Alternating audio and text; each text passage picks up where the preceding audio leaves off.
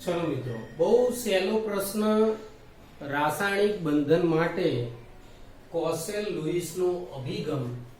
જો રાસાયણિક બંધનના જોડે આપણે આયનીય બંધ અને વિદ્યુત સંયોજક બંધ એવું પણ લખ્યું છે। તો જો ઇલેક્ટ્રોન ના સંદર્ભમાં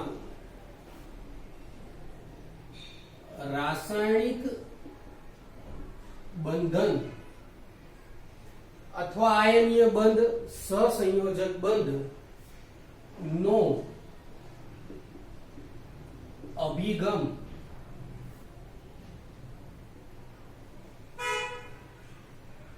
કોસેલ અને લુઈસે स्वतंत्र समझावे। એટલે બંને જણાએ સમજાવે તો ખરી, પણ અલગ અલગ, બંને ભેગા થઈને નહીં। હવે વાત કરીએ એવી કે આ સમજાવને જરા થોડું ભેગું લઈ લઈએ। સ્વતંત્ર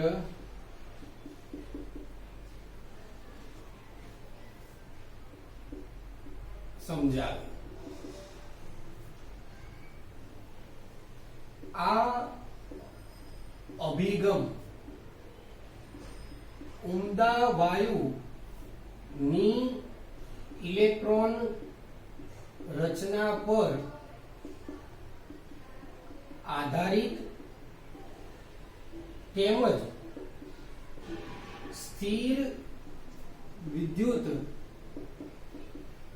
आकर्षण पर रचायेल हतो। उमदा वायुनी इलेक्ट्रॉन रचना एटले तमारे समूह नंबर याद करवो पड़े। समूह नंबर आ लखवानुं नथी, आ समजवा माटे। समूह 18 एनी इलेक्ट्रॉन रचना NH2Np6 એટલે કે બાહ્યતમ કક્ષામાં 8 ઇલેક્ટ્રોન થાય એક એવી રચના। તો એના ઉપર આ સિદ્ધાંત આધારિત છે। બીજી વસ્તુ સ્થિર વિદ્યુત આકર્ષણ એટલે શું?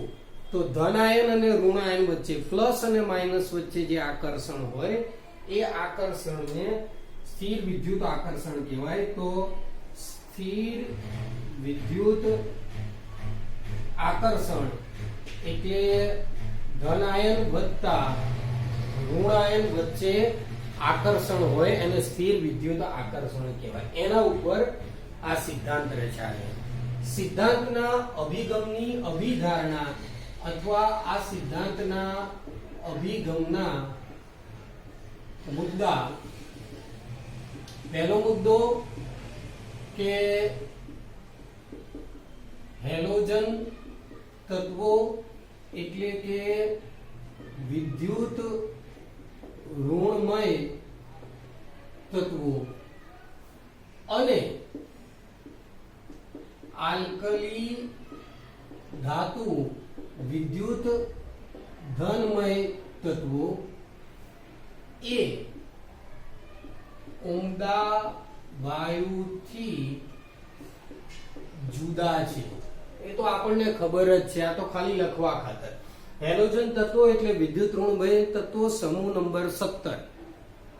आल्कली धातु समूह नंबर 1 उमदा वायु थी अलग छे। उमदा वायु એટલે समूह नंबर 18।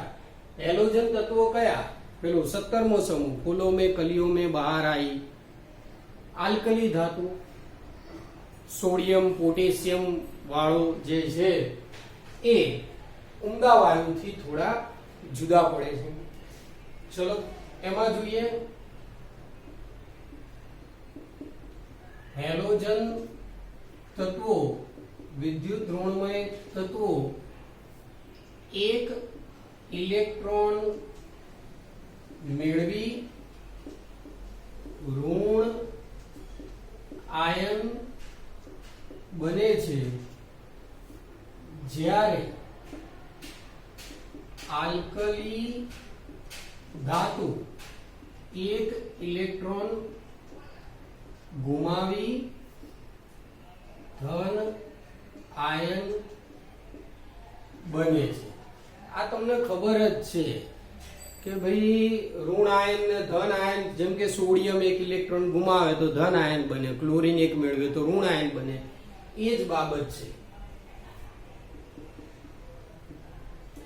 ધન આયન અને ઋણ આયનની ઇલેક્ટ્રોન રચના ઉમદા અથવા નિષ્ક્રિય વાયુ જેવી NH2NP6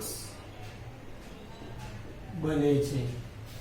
એટલે ઇલેક્ટ્રોન રચના ધન આયન અને ઋણ આયન બન્યા બાદ ઉમદા વાયુ જેવી બની જાય. આને જરા ઉતારી લો, પછી આમાં થોડી ઘણી બાબતો છે અને પૂર્ણ કરીએ એટલે લગભગ પ્રકરણ તમારું થિયરિટિકલ ને પૂર્ણ થઈ જશે.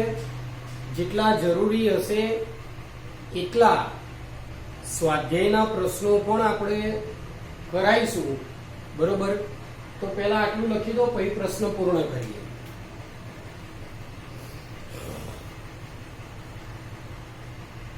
ચલો એક બીજો મુદ્દો પહેલા લખી લઈએ, પછી વાત કે ધન આયન અને ઋણ આયન એકબીજા સાથે સ્થિર વિદ્યુતીય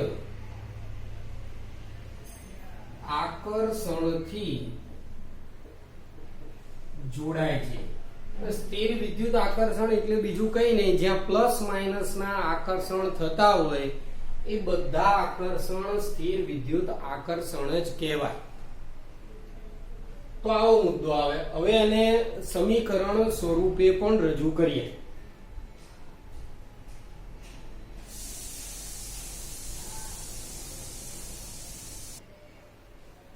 ચલો જો, પહેલા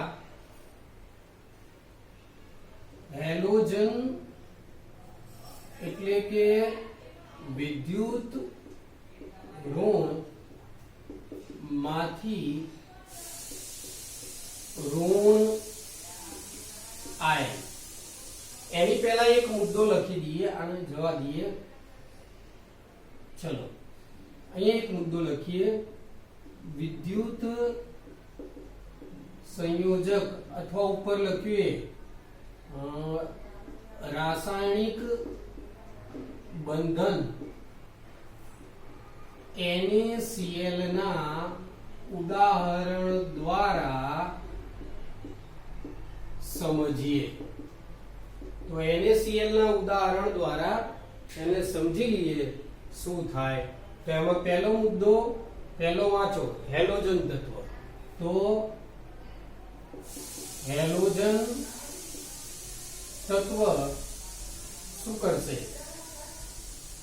ક્લોરીન લખીએ, એક ઇલેક્ટ્રોન મેળવી ઋણ આયન Cl- બનાવશે. તો ક્લોરીન ઇલેક્ટ્રોન રચના બાહ્યતમ કક્ષાની લખીએ તો NH2NP5 ઇલેક્ટ્રોન મેળવે Cl-. જો તો આવી રચના થવી જોઈએ તો અહીંયા શું આવશે? NH2NP6. ચલો હવે હેલોજનની જગ્યાએ હવે બીજો કયો સમૂહ નંબર 1 એટલે આલ્કલી ધાતુ સોડિયમ. પેલાની જેમ એક ઇલેક્ટ્રોન મેળવીની જગ્યાએ શું આવશે? ગુમાવી ધન આયન Na+ બનાવશે. તો અહીંયા Na ઇલેક્ટ્રોન રચના શું હતી આની? તો આમ જોઈએ તો આની ઇલેક્ટ્રોન રચના Ne3s1 આવે. આ શું કરશે? એક ઇલેક્ટ્રોન ગુમાવશે તો હવે શું આવશે? હિલિયમ 2s2 2p6 આ રીતની આવશે. ટૂંકમાં બંને જણા NH2 NP6 આપણે n ના બદલે પણ અહીંયા 3 લખી દઈએ 3s2 3p5 અને અહીંયા શું આવે 3s2 3p6 અહીંયા આની 3s1 હોય એક ઇલેક્ટ્રોન ગુમાવી 2s2 2p6 થાય. હવે જો અહીંથી ધન આયન Na+ અહીંયાથી બન્યો ઋણ આયન Cl- શું બનાવશે NaCl. તો Na+ ધન આયન Cl- ઋણ આયન વિદ્યુત સંયોજક બંધ બનશે NaCl બનશે. હવે થોડી ઘણી જ માહિતી બાકી છે, આને પહેલા લખી નાખો એટલે બાકીને પૂર્ણ કરીએ.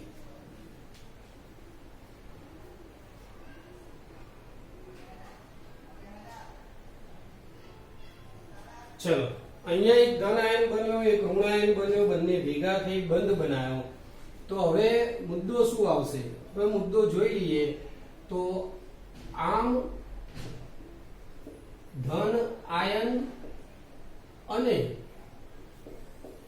ઋણ આયન સ્થિર વિદ્યુતીય આકર્ષણથી જોડાઈ આયનીય બંધ કે બીજો કયો છે આયનીય બંધનું બીજું નામ શું? વિદ્યુત સંયોજક બંધ બનાવે છે. વિદ્યુત સંયોજકતા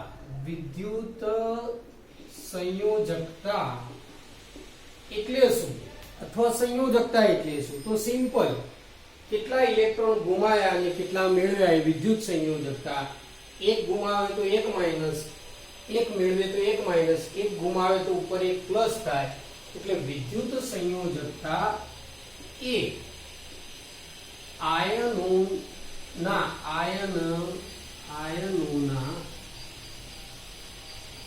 વિદ્યુત ભાર એટલે કે ધન ભાર અથવા ઋણ ભાર પરથી મેળવી શકાય. આ નિયમમાં અપવાદ શું કે ભૂલ શું કે મર્યાદા શું? તો આ નિયમની મર્યાદા લખીએ તો અષ્ટક નિયમ ચાલ્યો તો ઘણો, પણ તકલીફ શું થઈ? આ તો ઇલેક્ટ્રોનના એના ઉપર જ હતો. પણ ઘણીવાર આપણે નહીં કહેતા ઓક્સિજન ઓક્સિજન વચ્ચે દ્વિબંધ, નાઇટ્રોજન નાઇટ્રોજન વચ્ચે ત્રણ બંધ. તો મર્યાદામાં એવું કે એકથી વધુ બંધ નિર્માણમાં આ નિયમ ભૂલ ભરેલ છે. એટલે એકથી વધુ જો બંધનું નિર્માણ કરવું હોય તો આ નિયમ ચાલે નહીં. તો આ નિયમ થઈ ગયો તમારે કોસેલ લુઈસનો અભિગમ. નિયમના બીજા એકાદ ઉદાહરણ આમાં આપણે ઉમેરીશું, પણ પ્રશ્ન તરીકે આટલે સુધી બહુ થઈ ગયું. બીજું એક બે ઉદાહરણ શીખવાડીએ.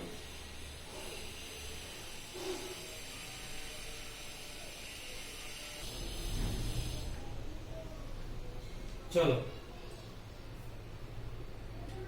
MgCl2 માટે કોસેલ લુઈસ અભિગમ મુજબ તો Mg ઇલેક્ટ્રોન રચના Ne3s2, બે ઇલેક્ટ્રોન આવે બાહ્યતમ કક્ષામાં, તો બે ઇલેક્ટ્રોન દૂર કરીએ તો Mg શું આવશે 2+ વત્તા બે ઇલેક્ટ્રોન, બે દૂર થયા તો 10 નંબર વધ્યા, તો 10 નંબરની બાહ્યતમ કક્ષાની ઇલેક્ટ્રોન અથવા આખી ઇલેક્ટ્રોન રચાય હિલિયમ 2s2 2p6. હવે વાત આવી Cl- ની, Mg થઈ ગયું Cl ની ઇલેક્ટ્રોન રચના Ne 3s2 3p5 ઇલેક્ટ્રોન મેળવશે Cl Ne 3s2 3p6 તો એક ઇલેક્ટ્રોન ઉમેરાય તો 6 થઈ જાય. હવે વિચાર કરો કે અહીંયા ઇલેક્ટ્રોન સરખા થવા જોઈએ. Mg ઇલેક્ટ્રોન કેટલા ગુમાવે છે? 2 ગુમાવે છે. આ મેળવવા વાળો કેટલો? એક જ. તો જો તમારે સરખું કરવું હોય તો શું થાય? તો આ રીતે Mg પોતે 2 પ્લસ આવશે, Cl પોતે 1 માઈનસ આવશે. હવે પ્લસ અને માઈનસ ની સંખ્યા સરખી કરવી પડે તો અહીંયા Cl માઈનસ ની સંખ્યા 1 નહીં, કેટલી લેવામાં આવશે? 2. 2Cl માઈનસ લેવામાં આવે. 2Cl માઈનસ લો એટલે આ 2 પ્લસ આ 2 માઈનસ, તો જવાબ શું આવી જાય અહીંયા? MgCl2. આ રીતનો જવાબ આવે. તો આ તમારે MgCl2 માટે કોસેલ લ્યુઇસ. આ જ રીતે તમે ગમે તેના વિશે આવું રાસાયણિક બંધન રચી શકો.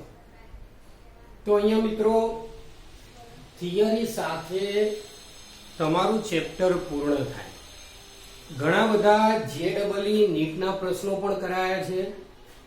કેટલાક પ્રશ્નો સ્વાધ્યાયમાંથી પણ લઈ લીધેલા છે અને કેટલાક સ્વાધ્યાયના પ્રશ્નો આપણે આખું સ્વાધ્યાય તમને PDF માં આપી દેવામાં આવશે. ઉપરાંત જે પ્રશ્નો મને જરૂરી લાગશે કે આ પ્રશ્નો તમને સ્વાધ્યાયમાંથી રિફર કરાવવામાં આવશે એ આના પછી નેક્સ્ટ લેક્ચરમાં રિફર કરવામાં આવશે. ત્યાં સુધી તમારે આખું ચેપ્ટર ફરીથી વ્યવસ્થિત તૈયાર કરવું અને પરીક્ષામાં બરોબર ધ્યાનથી લખવું. જે વસ્તુ MCQ ટાઈપ છે કે જે વસ્તુ JEE નીટમાં છે એ ખાસ તૈયાર કરવી. બધું ગોખવું જરૂરી નથી, પણ તમને જ્ઞાન હોવું જોઈએ કે આને આ કહેવાય, આને આ કહેવાય, જેથી 12મા ધોરણમાં કંઈક કામમાં આવે. Best of luck four exam.